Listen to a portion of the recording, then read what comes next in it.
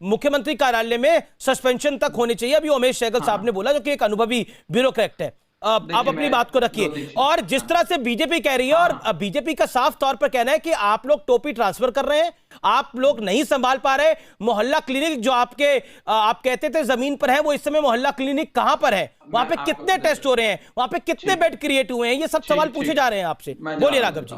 जवाब थोड़ा समय दीजिएगा। पहले तो अमीश भाई, ये एक आपदा का समय है, सबको मिलके काम करना चाहिए, और इसमें अगर राजनीति हो और खास करके ये comedy nights with Sambit Patra चलाया जाए इन न्यूज चैनल की डिबेट पे, तो वो सही नहीं है। इस समय ये कॉमेडी नाइट्स का समय नहीं है। कौन सी बात है? आप अपनी रिस्पांसिबिलिटी ट्रांसफर कर रहे हैं। This is not comedy nights, this is seriousness. बिल्कुल, अगर इस प्रकार की हल्की बातें करेंगे तो मैं आपसे बोलूंगा ये हल्की बातें नहीं चलने वाली। 2-3 चीजें, लोग मर रहे हैं, आप कॉमेडी नाइट करना चाहते हैं। What is comedy night? Amish भाई, आप यहाँ पर आप अपनी रिस्पांसिबिलिटी ट्रांसफर करना चाहते हैं। You are not able to perform sir.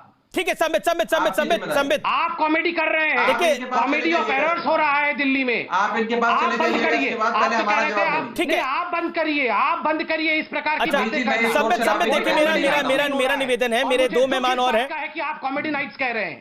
देखिए, मैं निवेदन कर रहा हूं आप लोगों से। हकीकत नहीं है कि संबित पहली मीटिंग में सो रहे थे। ठीक है संबित, आपने अपनी बात को रखा। संबित आपने अपनी बात को रखा। संबित, अरविंद केजरीवाल जम्हाई ले रहे थे। संबित आपने अपनी बात को रखा। Sambit Patra hear me out. Sambit Patra, आपने अपनी बात को रखा। संबित जी, बंद करनी पड़ेंगी। नहीं, देखिए आप भी राघव चड्ढा बार-बार कॉमेडी नाइट्स मत बोलिए। फिर केजरीवाल ने जम्हाई ली थी कि नहीं, आप दिखाइए। अच्छा, एक second, all audios down, all audios down. Raghav Chadha आप अपनी बात को रखिए, देन संबित पात्रा मैं आपको मौका दूंगा। रागिनी जी और अजय आलोक, मैं आप दोनों के पास आ रहा हूं क्विकली। देखिए, गंभीर, ये मजाक का विषय नहीं है, जोक्स क्रैक करने का, कॉमेडी करने का समय नहीं है, सीरियस बात होनी चाहिए। और सीरियसनेस से अगर बात करें तो ये आप जानते हैं, आप दिल्ली में रहे हैं, आप जानते हैं कि 50 ऑक्सीजन बेड से 18,000 ऑक्सीजन बेड पे दिल्ली को लाने वाले शख्स का नाम अरविंद केजरीवाल है। दिल्ली में 1 लाख से अधिक रोजाना कोविड के टेस्ट होते हैं, जिसमें 75% RT-PCR टेस्ट होते हैं। 32 कॉन्टैक्ट्स की ट्रेसिंग होती है। केंद्र सरकार द्वारा दिए गए हर मापदंड का पालन हो रहा है। आप जानते हैं, मैं जानता हूं, मैं उस विषय में नहीं जा रहा, पर मैं ये चीज कहना चाहता हूं, ये जो मीटिंग की बात बार बार हो रही है, अभी संबित जी ने कहा कि सर्वसम्मति से प्रधानमंत्री जी का भाषण दिखाया जाता है। एक भी मुख्यमंत्री से क्या सहमति ली जाती है प्रधानमंत्री जी के भाषण को लाइव करने से पहले? और जिस वीडियो का कथाकथित उदाहरण देकर ये आरोप लगा रहे हैं कि मुख्यमंत्री अरविंद केजरीवाल जी आराम कर रहे थे जब प्रधानमंत्री जी भाषण दे रहे थे, वो भी मुख्यमंत्रियों की बैठक थी। वो वीडियो खुद प्रधानमंत्री कार्यालय ने लाइव कराया ANI पे, तो उसमें तो इनको नहीं नजर आता है। आज बिना राजनीति करे, झोली फैलाकर 2 करोड़ के राज्य की आबादी वाले मुख्यमंत्री अगर अभी अपने ही देश के लोकप्रिय प्रधानमंत्री से झोली फैलाकर ऑक्सीजन की मांग करें, सांस की मांग करें, तो इनको आग लगती है। दूसरी चीज, केंद्र सरकार से सवाल क्यों नहीं पूछा जाएगा? केंद्र सरकार से इसलिए सवाल पूछा जाएगा अमीश भाई, क्योंकि ऑक्सीजन का राज्यों में वितरण केंद्र सरकार की जिम्मेदारी है। बिल्कुल आपकी बात सही है, केंद्र सरकार से सवाल पूछिए, और आप केंद्र सरकार से सवाल पूछे और केंद्र सरकार से मदद मांगे, केंद्र सरकार आपकी मदद करे, ये बिल्कुल जायज है।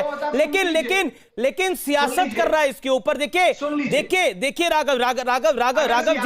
राघव जी, पॉइंट ये नहीं है। राघव जी, पॉइंट ये है, आप हर राज्य का राइट है वो केंद्र से अपने हिस्से की मदद मांगे, और केंद्र का भी दायित्व है कि वो मदद दे, और जरूरी है इस मौके के ऊपर। लेकिन दिक्कत तब हो जाती है जब इसमें सियासत होती है। देखिए वहां पर बाकी भी, देखिए वहां पर कांग्रेस शासित राज्य भी थे, वहां के किसी मुख्यमंत्री ने अपनी बात को सार्वजनिक क्यों नहीं किया? क्या वो लोग मदद नहीं मांग रहे थे? क्या वो लोग झोली नहीं फैला रहे थे? अमीश भाई, सियासत तो तब हो अगर मैं संबित भाई पे आरोप लगाऊं कि देश के प्रधानमंत्री और गृह मंत्री बंगाल में 10-10 लाख लोगों की जनसभा को संबोधित कर रहे थे, जब 2 लाख लोग रोज भारत देश में संक्रमित हो रहे थे और हजारों लोग रोज। ठीक है, मैं संबित का जवाब लेता हूं, देन रागिनी नायक है, नजर Alok. Okay Sambit, response to this. Okay Sambit Patra फैलाकर दिल्ली वालों के लिए संबित तो अमीश मैं जवाब देता हूं। संबित जी, ठीक है, राघव जी आपने बात रखा, और कोई किसी के बीच में ना बोले, ये मेरा निवेदन है। Sambit Patra, 50 second quick reply.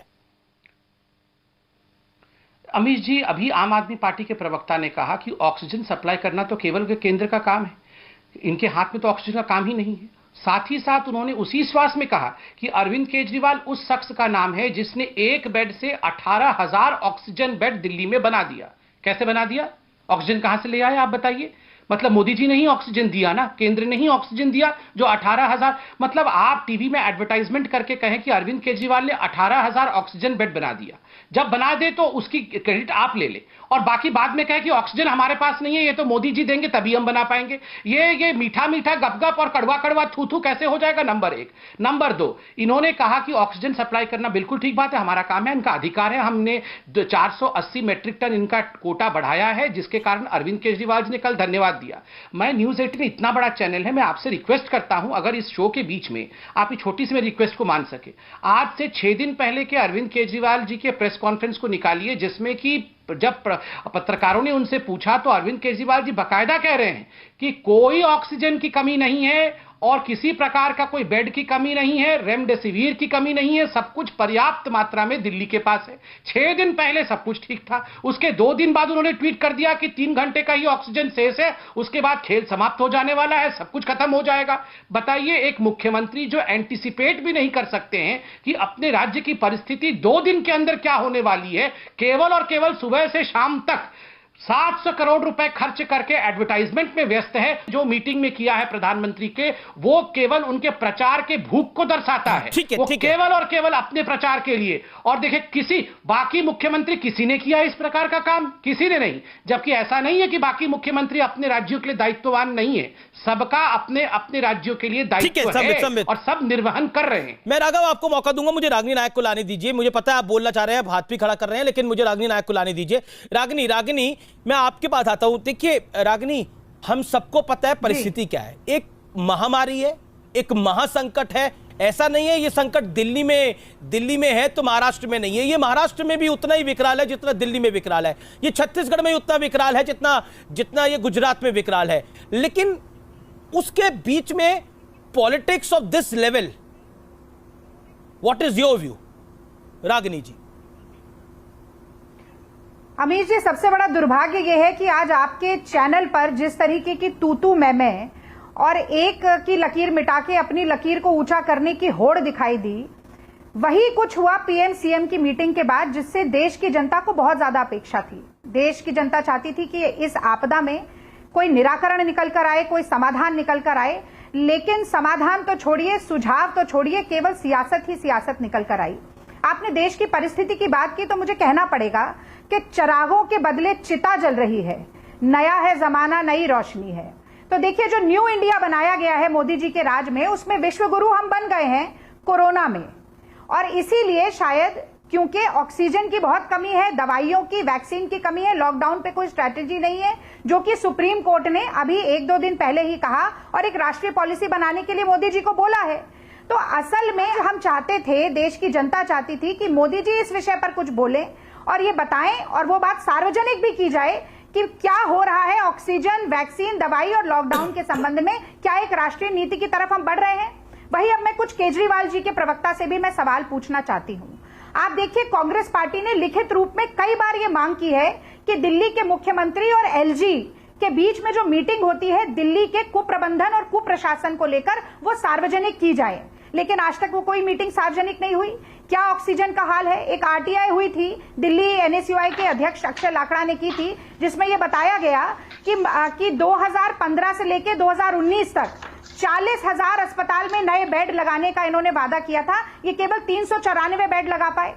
उसी आरटीआई में यह भी पता चला कि मोहल्ला क्लिनिक जो है उसमें दवाइयों का वितरण नहीं। आज दिल्ली की जनता चाहती थी कि मुख्यमंत्री ये बोलते, हाथ जोड़ के असहाय होने के दिखने के बजाय ये बताते कि कितने आरटीपीसीआर टेस्ट हो रहे हैं दिल्ली के मोहल्ला क्लिनिक में, ये बताते कितनी रेमडेसिविर बटी है दिल्ली के मोहल्ला क्लिनिक से, ये बताते कि दिल्ली ने कितने नए ऑक्सीजन प्लांट लगाए हैं।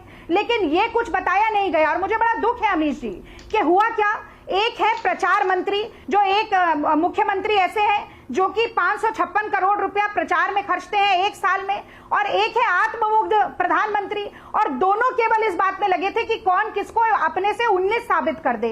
दिल्ली की जनता, देश की जनता के लिए कौन सा सुझाव इस मीटिंग से निकल कर आया, मैं जानना चाहती हूं। आज नक्शे कदम पे चलने की बात राघव चड्ढा कर रहे हैं, तो मुझे बता दें कि मोदी जी जो